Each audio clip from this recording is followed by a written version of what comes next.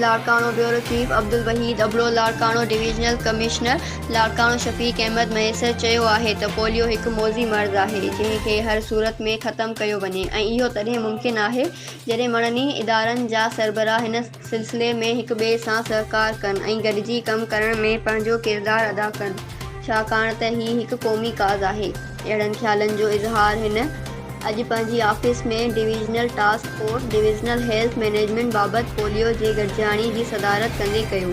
हिन चयो त पोलियो जा केस जनवरी खां वठी हिन वक़्त ताईं घटि थिया आहिनि, जेका हिकु सुठी ॻाल्हि आहे ऐं हीअ मुहिम 2 अगस्त 2021 खां शुरू थींदी, जंहिं में हर 5 सालनि जे ॿारनि खे पोलियो जा खुराक पियारिया वेंदा।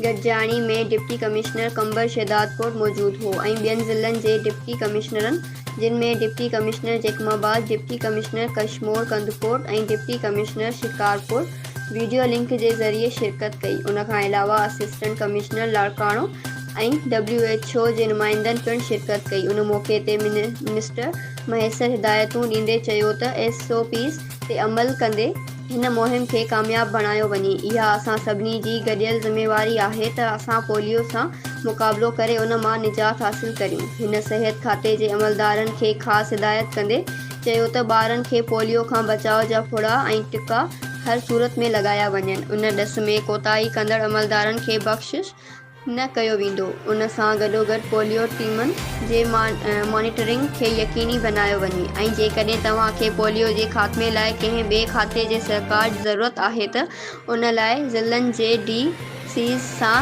लहूचड़ में अचो त जीअं उहो मसइलो हल थी सघे। सिहत खाते जा अमलदार पंहिंजूं माहवारियूं रिपोर्टूं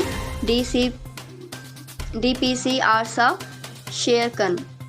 पोलियो बाबति माइक्रो प्लान जोड़ियो वञे। पोलियो जे ख़ात्मे लाइ लेडी हेल्थ वर्करनि, वैक्सीनेटरनि जूं ख़िदमतूं रेगुलर बुनियादनि ते हासिल कयूं वञनि। उन मौक़े ते डिवीज़न जे डिप्टी कमिश्नरनि ऐं DHO पंहिंजे ज़िलनि बाबति गॾिजाणी खे पोलियो बाबति खंयल क़दमनि ते आगाही ॾिनी।